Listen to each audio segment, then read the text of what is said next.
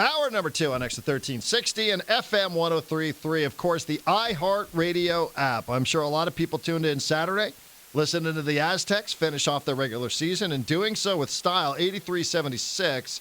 Good to see him snap out a little of their offensive funk that we talked about last week. Let us say hello to the head coach of the Aztecs. He joins us every Monday. Today, no exception. He is Brian Dutcher, whose regular season now in the rearview mirror, 28 wins, just a lone loss at home last weekend, and now the Mountain West Conference Tournament, the NCAA Tournament to follow. Dutch, good to talk with you as always. Thanks for having me, Darren. Yeah, we kind of got off the snide offensively, shot over 50% for the game, and it was good to see the ball go in the basket. Yeah, what was going on those previous 2 games? Not that you guys haven't spoiled us, and you split them, and you still were playing pretty good defense, at least to keep you in both of them, but 60, 66 points somewhere, that's not what we've seen all season long from you guys. Yeah, and it's hard to believe. It's a lot of the same looks that weren't going in. Malachi and KJ struggled making shots. At one point against Colorado State, I think they were 4 for 20 from the field. And so no matter what we do, at some level, guys have to make some shots, and that's what they did against Nevada. Right, so that was nothing that UNLV was doing different, Colorado State. They weren't giving you guys a different look. It just, hey, listen, it's a long season. Things happen. Yeah, everybody gives you a slightly different look how they guard certain plays we run. But at the end of the day, we had open looks that we have to make if we're going to be really good offensively. You know what I like about Malachi Flynn? I said this last week, Dutch, and there's a lot to like now. He's one of the 5 finalists, by the way, for the Bob Cousy Award, which we'll talk about here in a second. But he's got a little of that. I remember Kobe Bryant, the late Kobe Bryant, saying, I will never go 0 for 7 in my career. That dude's I'm going to keep shooting. And, his confidence, even if he's missing shots, Malachi, and he erupted for 36 over the weekend against Nevada. But in the 2 games that you struggled a little bit more, it didn't seem like it fazed him. He just kept shooting. Yeah, against Colorado State, he started the first half 0 for 6. Right. He might have missed his first through the second half. But down the stretch, he had 15 points. He made every shot he took to win us the game. So he's wired like that. He doesn't have a long memory when it comes to missing shots, which is a good thing. He thinks the next one's always going in. And I'm guessing, as you as the head coach, you probably encourage that. If he's in a cold spell, you're going to trust him to come out of it on his own. It gives us our best chance to win. Yep. We don't want to take his confidence away, and nor do we want to take anyone's confidence. If you get your shot, you have to take it in order for us to win. I can't manufacture 6 layups in a timeout if we're not making jump shots. Brian, so they got to make plays, and when they do, they make me look good. Brian Dutcher joining us on Extra 1360. Dutch brought to you by Kearney Mesa Subaru. It just makes sense. Minutes from anywhere in San Diego or KearneyMesaSubaru.com. All right, so your regular season's wrapped up, Dutch. You've been on incredibly successful teams that have gone to the Final Four. You've been in the championship game, obviously. What you guys did here about a decade ago, nobody forgets. I know this is probably not your primary focus, but where does a regular season like that rank for you, just in all the experience that you've had in your life? I'll enjoy it when it's over, but it's historic. Best conference record ever, best regular season record ever. But there's basketball to be played, and so the time, as far as I'm concerned, for reflection is when it's all over, to look back and see where it kind of settles in my own mind. But we're grateful for the way we played, but we know there's better basketball ahead. Okay, we talked to you before the start of the regular season. You were in Las Vegas. We had that funny exchange where we thought you were in Reno for some reason. But you were in Las Vegas, and you guys were media-wise picked to finish second in the conference. What did you think you had before the season started here? Obviously, it wouldn't be this. I'm sure you thought you were good. I remember seeing you at an event. You said that. Coach Fisher said that. But what realistically did you think your regular season was going to look like? Well, I thought we were good enough to compete for a conference title. I knew Utah State would be very good. They basically returned their best 5 players. But it's not where you picked, it's where you're finished. And we've been picked at times first and haven't finished there. So I know the journey's hard. But I had a feeling this team could be good. I thought we'd compete for a title, and they exceeded that by winning it basically with 2.5 weeks to go. We know what Malachi Flynn's been able to do. We've talked a lot about KJ Fagan. We've talked a little bit about Yanni Wetzel. Who's the unsung hero of the San Diego State team? Is there one? It's got to be Jordan Shackle. He's not getting all the accolades, but he makes 2 or 3 threes every game. He makes timely threes. He started every game. Obviously, Matt Mitchell's been fantastic, but I don't think he's under the radar. They're talking about him as a first-team potential off-conference player. So under the radar is probably Jordan because we don't win without him. And he has a tendency for some big shots, doesn't he? Oh, every game. They can't leave him. If they leave him, every time he shoots it, I feel it's going in. So hopefully his senior year, Jordan, to get more recognition from the general public and the media. He definitely gets it from us as a coaching staff. We can't win without him. I'll tell you, you got a bunch of those guys, don't you? We had Mitchell on last week, and we were talking about three-point shooting contests. By the way, Matt Mitchell thinks he would win a three-point shooting contest amongst all the players on your team. Would you agree or disagree with that? He's supposed to think that way. I mean, that's how shooters shoot the ball. They have great confidence. So maybe at the end of the year, Darren, we're going to have one and see who comes out on top. Yeah, I said it like they do at the NBA All-Star Weekend, right, where you get the different racks set up around the perimeter. We may do that. We may set 5 racks around the perimeter and see who actually is the best three-point shooter on this team. Okay, who would your pick be? Jordan Shackle. It would be. Yeah, probably. I mean, I think he shoots the highest percentage on the year. So if numbers are telling the truth, I think he's our highest percentage three-point shooter. Okay, all right. Good information there. If you guys actually execute that, give us a call. We'll have Marty send out the video camera. So we'll she send can out the news team, yeah. Yeah. Marty Caswell news team will arrive on the Mesa, like she always does, pointing her camera at you. She'll be in Vegas. I'm happy to hear that. She'll bring us some good luck, hopefully. I would say so as well. By the way, how is KJ Fagan? I know he came back into the game and hit a couple of big shots, but did your heart skip a beat when you saw him go down? Yeah, honestly, all I could think about is how long it would be until we played an NCAA tournament game. Because I thought it was, he came down on a foot. I was at my own mind thinking, well, at least we're 20-some games away from playing in the NCAA tournament. We should be able to have him back by then. And then all of a sudden I look up and he's back in the game. So that's great resolve by him. I'm sure it's sore today, but we're giving him the day off. We'll do some individual work, get some shots up.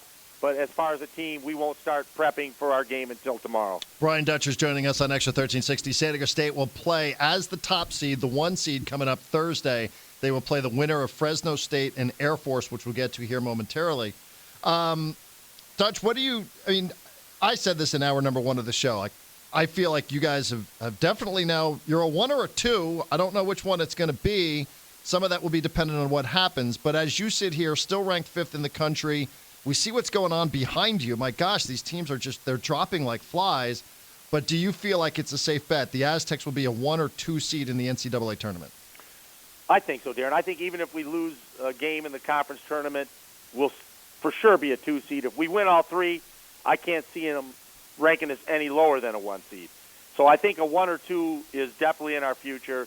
What it will be determined on how we play in the conference tournament. Right, and some of that stuff will probably be out of your control, like what will happen when Gonzaga gets into the West Coast Conference tournament or Dayton, et cetera. But I'm with you. I feel like what you guys have done during the regular season, even if it's what would be considered a bad loss in that first game, I mean, it feels safe to say that you'll be one of the top seeds, which is really, really good. Good and rewarding for the effort from your guys. That's what you want. You want to be rewarded for the work you did, and we put in good work, Darren, and I think we deserve a 1 or 2 seed at this point. Fresno State, how does this work for you guys now? Set up the rest of the week. Fresno State or Air Force Thursday. So what does your week look like when you're the top seed in the Mountain West Conference tournament? Well, we'll give each assistant coach one of those 2 teams and start prepping for both of them. We won't have a full prep like we know we're going to play this team, so we'll do bits and pieces breakdown-wise as to the strength of each team. So it won't be like a full scout where we're only preparing for one. We'll do small pieces of each of them, and then hopefully be ready to go when we tip off at 11:30. What's different coaching in the Mountain West Conference? You have some of those neutral site tournaments that you played in over the years, you both as a head coach and as the AHCHCIW. Nice. What's different about coaching in this tournament specifically, just in terms of, is there anything different with minutes, rotations, et cetera? No, I think, our bench proved itself against Nevada. We used Adam and Trey Pulliam a huge amount of time in the second half when Matt and Jordan were in foul trouble, and they stepped up. So I've got great confidence in the bench. If we get tired in the second or third game, if we're fortunate to move down that road, I feel like we'll have fresh enough legs to compete at a high level. Right. And so out to Vegas, when do you guys hit the road? We'll leave Wednesday and then tip off 11:30 on Thursday. And then it's weird, and I know we can talk about this next week, Dutch, but, you get your 3 games in 3 days, presuming that you guys win, starting at 11:30 Thursday, then 6 o'clock coming up Friday, and then the championship game is scheduled for 2:30, 3 o'clock or so on Saturday. But then you guys, this is different, right? You guys will have an entire week off. Like, you'll have a full 8 days until Selection Sunday, and then doing a little bit more math on that, like almost 2 weeks before you play another game. Yeah, that's crazy. So if we end up in opposite brackets of Gonzaga, maybe I'll give Mark Few a call, see how he does it. That's his formula. That's what the WCC does every year, and he's been able to take a team to a Final Four and make deep runs. So if we end up in the same bracket, I'm sure he won't want to share any information with me. But we'll have a plan. We'll try to work a scrimmage in there so we keep our game timing up. We'll rest a couple days, but we will have a plan that will have us ready to play in the tournament. Yeah, it's interesting. You talked about the Colin Mark Few there potentially, and I went to the game against Colorado State, and sort of the game behind the game, always I get a kick out of it. I guess it never really occurred to me how much you coaches are checking each other out. Like when the Colorado State coach is barking about something, I could see you side-eyeing. You're peeking over there looking at him. And when you and Dave Velasquez were screaming about something, he was paying attention to you guys. I think that stuff goes on a little bit more than the camera angles, than the television cameras show us. Absolutely. Sometimes you're just watching to see what play call they have, because at this point you know all their calls. So if you can get a call early and alert your team as to what's coming, that's an advantage. And sometimes it's just seeing how hard they're working the officials. Do I need to work them? Or is it just, both coaches are kind of letting the refs be alone? But sometimes you have to work them if they're working them. And it's just part of the strategy of the game. So you can pick up a different coach's calls just from where you sit 50 feet away or so? Oh, absolutely. They do it to us all the time. If they can get a play call and it's a high ball screen, they can alert their team what play's coming. It's a high ball screen to try to get a jump shot for Jordan. They're going to be on top of that. And so sometimes you disguise a call if you can, but most of the time when you try that, you confuse your own team. And this is all ethical? Baseball's in the middle of this ridiculous scandal about sign stealing here. This is all ethical in the college basketball world? Yeah, well, we don't have a camera on their bench. Okay. It's wired to our to a headset. No, we scout. You get every game they play. You watch every game, so you can pick stuff up on tape. And then when you play them the first time, you might get a play call or two that you can use to your advantage down the road. Yeah, I liked it, too, because I would see you guys just checking each other out. He also, I don't know the coach's name at Colorado State, but he used this dry erase board, and he would write random words on it. Did you see that? That's all their play calls. They write a play on the grease board. They try to hold it at an angle where only their team can see it as they're coming down the floor. If they turn it too far, then we can pick up the play call. So sometimes we take advantage of that. We try to get the call and let them know what's coming.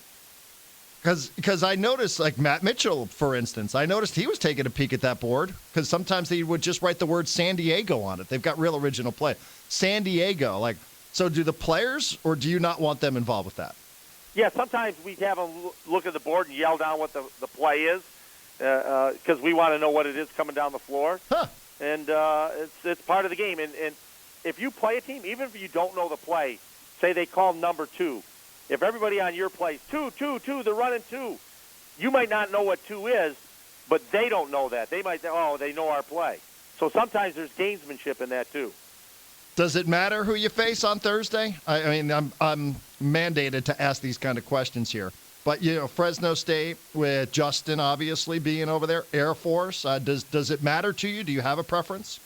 Well, we don't have a choice, so I don't have a preference. They play different from one another. Sometimes you're fortunate enough where the two teams play, and they do a lot of the same things, so you can kind of prep for both of them. Air Force is obviously a Princeton offense, which is drastically different than what Justin does, which is a lot of post touches, ball screens. And so you got to just rely on the fact that you've had a full season, you have a lot of experience, and it shouldn't take you that long to really prep for either. Dutch, you have a very mature team, as we've discussed several times over again. I know you don't have to do a bunch of win one for the Gipper type speeches in there. But what we already said is you guys are in, and that's a nice luxury to have. Nobody else in your conference can say for certain that they are in today. Utah State has the best claim. But how do you challenge them? Do you have to challenge them, or are they self-motivated to go out there and just continue winning, win a Mountain West Conference tournament title?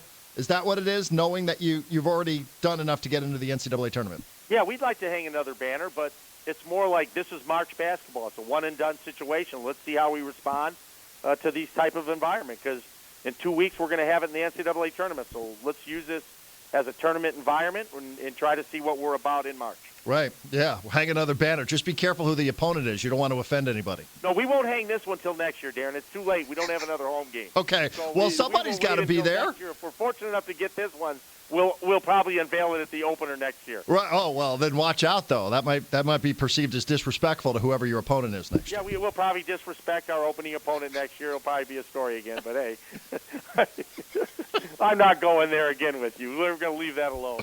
Dutch, we will be watching. We will be listening. 11:30. Thank you for the off day. Since you guys were the top seed, we get preempted on Thursday, which is probably good news for everybody who listens to this show and suffers through it each and every afternoon. We appreciate your time. Congrats on an amazing regular season. And now the postseason begins for the Aztecs coming up on Thursday. Thanks very much for the time. Thanks so much, Darren.